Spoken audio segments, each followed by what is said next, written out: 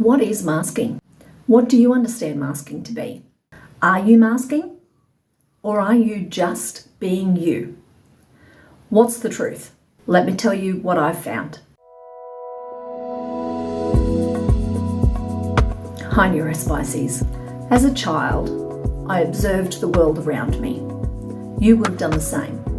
We learn through behaviours. We learn through feedback. Now that feedback might be your parents saying, no, you can't do that. So you learn that you can't do that. You also learn through different responses that you have to different situations, what is acceptable and what isn't. So where you might naturally want to laugh in the middle of something awful because it's your nervous acceptance of what's going on. So someone might tell a really bad story and you feel very uncomfortable about that, and your response to feeling uncomfortable is laughing. You find out very quickly that that's not acceptable in a neurotypical world. And so you stop laughing in those situations, even though that's your natural reaction to it when you feel uncomfortable. So those kinds of things is what we now know to be masking. So where you would normally do something or react in a certain way, the feedback has been, or the response from other people has been quite negative, and you've learned that that's not acceptable, and so you no longer do that. You actually repress those natural feelings to do that. That's what masking is. Let me show you another few different ways of masking. Another way we mask is by creating a persona.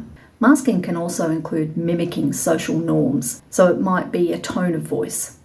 It might be dulling down your excitement over something. Those kinds of things are honed over the years and become ingrained and become your normal. So that's why they don't necessarily feel like, okay, well, that's masking because I'm deliberately doing this. It's just become your pattern of normal. But it became your pattern of normal because what was normal previously, you already found out wasn't working. So you tried something different and then you adopted it effectively. That's masking. Another way you mask is by social scripting. Now what this means is that in a conversation with someone, you recognize what is acceptable. So you might prepare a script in your head, rehearse it in your head, adapting how you respond or react to certain situations to avoid awkwardness. That's another way we mask. Another big masking trait is eye contact. Now, eye contact can be very uncomfortable for someone who's neurodivergent, but we learn that that's part of what we need to do. But someone who is neurodivergent will often not really know where to look when they're making eye contact. For myself, if I'm looking at someone, I usually look at one eye or the other. But swapping from one eye to the other like this can be quite awkward for them. The feeling of being very uncomfortable with the eye contact and looking away, you learn to suppress. That's masking. Body language and being interested in what other people are telling you, even though you're completely uninterested in what they're telling you, is another form of masking. So someone's having a conversation with you and they're talking about something that you find very difficult to concentrate on because it is not something you're interested in, but you understand that you need to hold the conversation, listen, and try and engage with them. That's masking. Suppressing your own anxiety when you're feeling uncomfortable in a certain situation, holding back or trying to not shut down, all of those things are also masking. In a social situation, in a gathering with people that you know, even in the workplace, you'll find that as an autistic person, you are masking. You may not understand the different kinds of behaviours that you're actually displaying that are masking, but when you finally get home and then you have your meltdown, that's because you're safe and you're home and you're able to actually just crash effectively. Holding the mask up whilst you're in those situations has cost you energy, and that's why you crash when you get home. That's why you're overwhelmed when you get home, when you get back to your safe space or back to your safe people. That's why you will often find young children who are either diagnosed or undiagnosed in a situation, for example, at school. A teacher will say, oh, they did so well, they did this, they did that, and yet at home their behaviour is completely different. Well, at home they're safe. They can be themselves and they can let the masks fall. And so all of those sensory overwhelms that have happened in those times, all of that overwhelm gets let out in the way of a meltdown at home, for example. And that happens as an adult too. When you get home and you're completely exhausted and you're overwhelmed and you're teary and you can no longer cope and you feel like it's just too much and I can't handle it anymore, that's because the mask is down at home and you're feeling the feelings that have been masked while you've been out in those situations.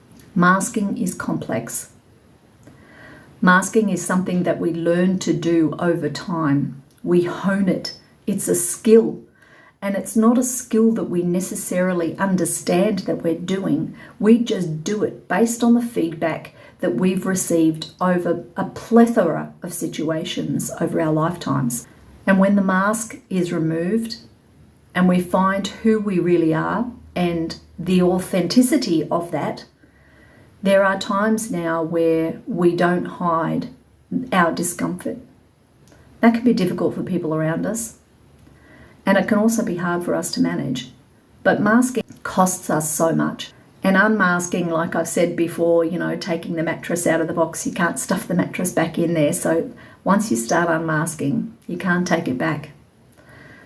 And that's, I guess, the difficulty and something that you need to balance. Another way that I masked was to prepare. Prepare in advance for lots of different situations. If I was going out with a bunch of friends, for example, I would find out first where we were going. I would work out what I was going to wear. I would work out what time I needed to be there, therefore work out backwards what time I needed to get up, what time I needed to be ready by. But I'm learning now that part of masking is being over-prepared, I guess, because I have to make sure that I'm ready for each and every possible situation prior to it. Finding things uncomfortable is part of my everyday world. And I'm learning that a lot of what I've done is me trying to mitigate the negativity that I may encounter. The reason why I feel that way is because I've encountered so much negativity over my life. As a young person, I would observe social cues. I would observe how people were socially. I would observe what they're like in different situations, and I would mimic that. And the reason I would mimic that is because I did not know how I was supposed to act. So the only way that I could get through that was by observing other people and copying what they did. That's masking. Autistic people often take things literally. So if someone says to me, we're going to the zoo, I take that as meaning we're going to the zoo. That's how it is. But neurotypicals often skirt around the actual truth of things and don't often mean exactly what it is that they're saying. So they might be saying we're going to the zoo, meaning something completely different. And I don't know that that's what they mean. There can be a lot of confusion for those of us who are neurospicy because what's actually being said versus what's actually meant by it is completely different. And the rules change all the time. So we don't know what on earth we're doing half the time, which is why we plan in advance. It's why we try and work out exactly what it is that someone means and why we ask lots of questions and why we're confused a lot of the time. So we might seem like we're spacey, we might seem like we have no clue, but it's because we're trying to work out what it is that you actually mean this time, because last time you said that you didn't mean that, and this time apparently you do, and we're just, it does our head in, seriously. The need to be perfect. Perfectionism is definitely strong with us neurospicies and feeling that we need to be perfect. But unfortunately, we measure ourselves against a standard that is unable to be met. And so we fail to meet it and then we feel like a failure. And that has been the majority of my life up until probably my mid to late 40s, where I kind of let go of that. and started understanding that perfection is not achievable. And so whilst I want to try and do things really, really well, I completely understand that I'm human and I can't reach perfection. It's impossible.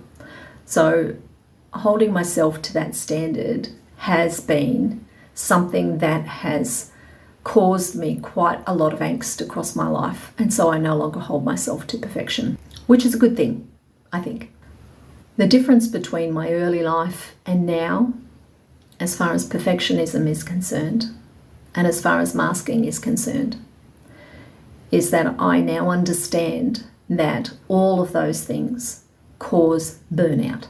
Learning how to live life on the spectrum, this side of my diagnosis, is something that I'm really pleased that I'm able to share. And it's probably not even coming across the way that I need it to.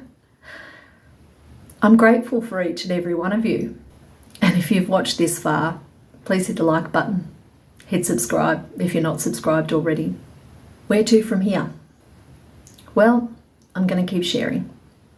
I'm going to keep sharing weekly and releasing the videos on a Saturday. I hope that through my own experience and through sharing the journey, the highs and the lows, that you're able to find someone here who is relatable, someone who's real, and someone hopefully who makes your journey a little bit easier and a little less lonely. As always, I really do appreciate your comments. Your feedback helps me to know that, you know, what I'm sharing is relatable, what I'm sharing is helpful to you, and hopefully helps you take the next step forward in your own journey.